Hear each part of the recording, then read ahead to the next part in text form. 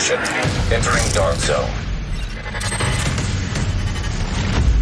Hey guys, Jacob here. In today's video, I'm going to be showing you guys my anti-bleed build. This is a build I've been trying to get some pieces together for quite some time now. I did make two versions of this, and the first version was a bit of a pain in the ass, but I will talk about that, how that version's a little bit different from this version.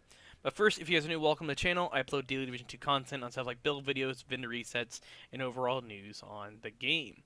To get right into it, the specialization I went with is going to be Firewall. That's the fact that you actually can get the shield for Firewall. That makes this build a little bit better and allows you to get up close at enemies' faces, which is what you're going to be wanting to do with this build. Now, I mostly use this in Skirmish and PvP, but you guys can use this in PvE if you really want to, but you might have to flip a few pieces, that is. But for the primary weapon, I'm using the Backfire. This is the new exotic SMG that was added in TU11. To acquire this, you guys are just going to want to level up your Season 3, and I think it's at level 55 you guys will unlock this. It has an inscription: for only those who have suffered may decree from suffering of others. Outcast Creed. The total damage on this is 86.6k, 850 RPM with 55 rounds in the magazine, and this one's not max, so if you have a better one, that's awesome. But currently mine only has one max stat at the moment, and I've rolled this damn thing about 12 times and still haven't gotten, 2 or even, 3 stats. I'd be happy if I could just get the SMG max and the crit chance max and call it a day, but obviously I only got crit chance maxed. Now, the talent list is Payment in Kind, which is dealing damage to enemies as a stack of 1% critical hit damage up to 200 stacks lasting 10 seconds. Reload applies a 10-second bleed yourself, which deals 0.5% armor damage per stack. The attachments on this weapon are the Quick Sight for critical hit chance, which is 5%, the 10% stability on the barbed frame, and the Jagged Muzzle for 5% critical hit damage. And for the Barbed Grip, which says reloading sucks, is plus 20 rounds. Now, this weapon is pretty awesome, but like I said, it does make you bleed, which I will be talking about. Now, for the secondary, you essentially can use whatever you want. I just use a Baker's Dozen to have a little bit more long-range encounters, but you obviously could change to something like the Harmony if you want, or even use the FAMAS, which is something I use pretty often to have 2 automatic weapons. For the sidearm, it doesn't really matter. I have been using the TDI card custom, mostly due to the fact that it gives you just the one skill tier for doing absolutely nothing, as long as you have it in your hand. And I have the Officer's M9A1, since I think Warlords of New York came out. It was like the first pistol I picked up, so I tend to have this one equipped because it has close and personal. Now for the build, this is based around 3-piece 511, 2-piece Seska, and 1-piece Yalgir with 1.3 million armor. Now you guys can have more armor in this if you want to spec into more armor, but I tend to go with a little more red, so I went with blue and red to have a little bit of everything. Now for the mask, Yalgir gives you that 10% hazard protection.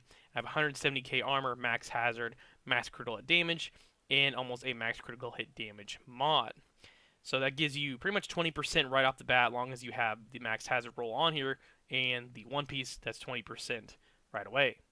Now for the Seska, it's 10% critical hit chance and 10% hazard protection. I have critical damage, hazard, and weapon damage.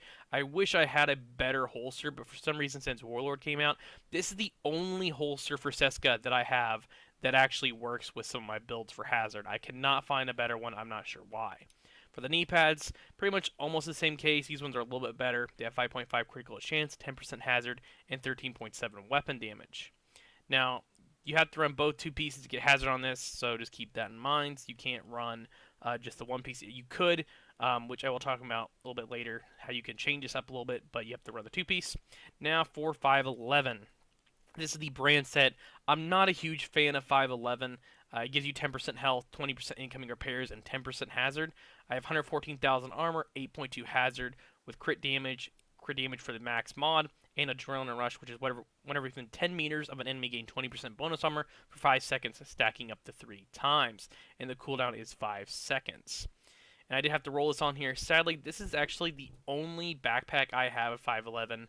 I think I have one other, and it's absolutely garbage, but for some reason my backpacks, this is a replica. This was crafted ages ago, and this one has just been the only one I've been able to find that's actually viable on a build. Now for the chest piece, I have Intimidate, which is with critical damage, critical chance, 150,000 armor, and an 8.9 bleed resistant mod.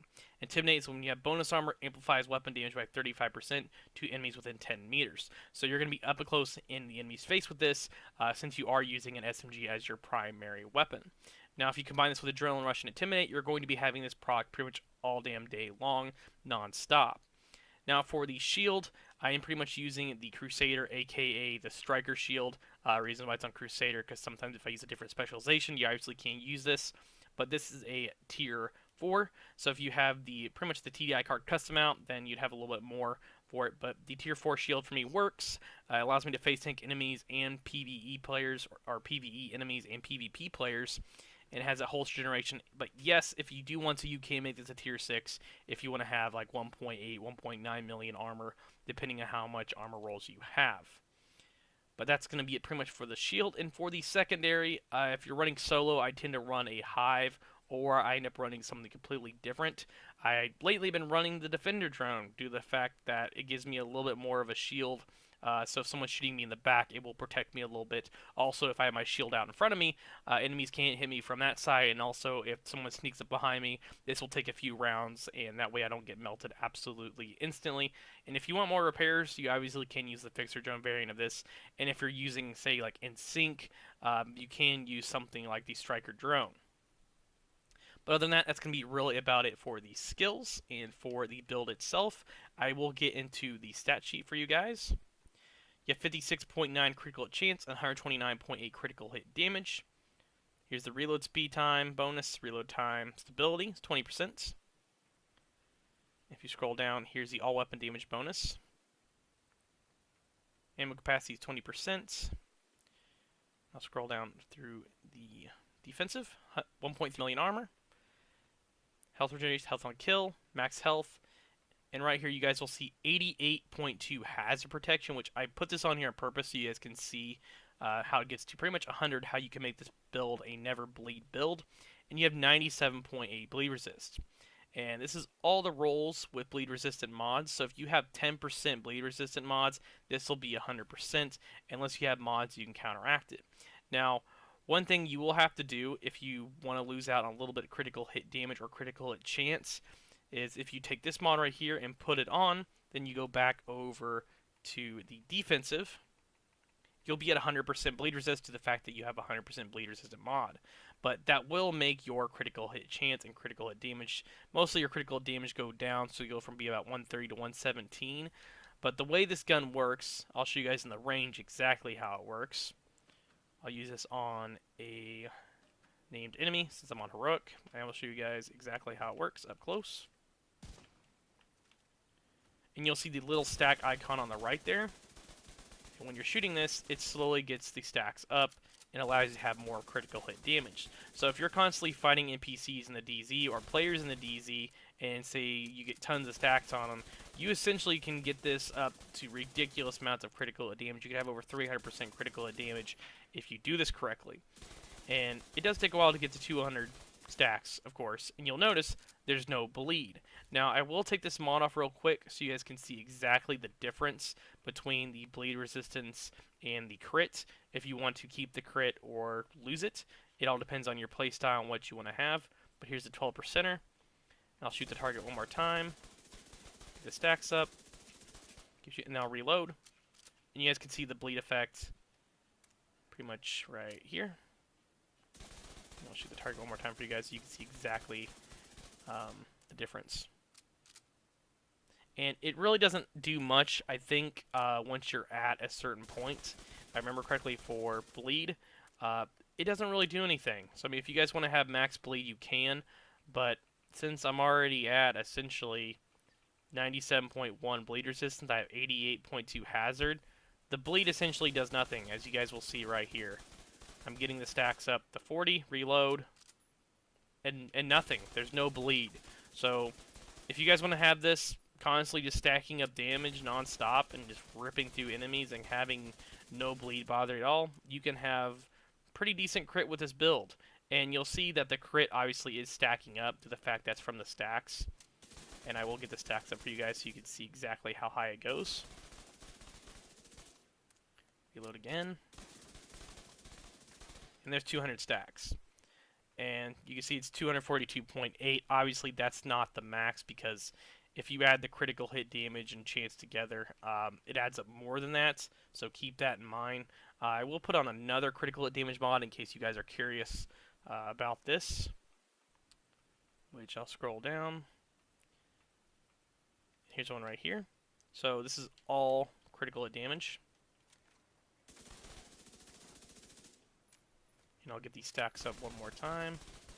And there's the bleed. So you'll notice the bleed starts to come in a little bit since this isn't 100% hazard, and it goes away pretty quickly.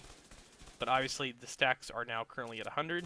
So you'll start noticing the difference between the bleed ticks and these stacks. And it's barely even anything. It doesn't really affect you. And if you go to the stats, you'll see it's at 341% critical hit damage.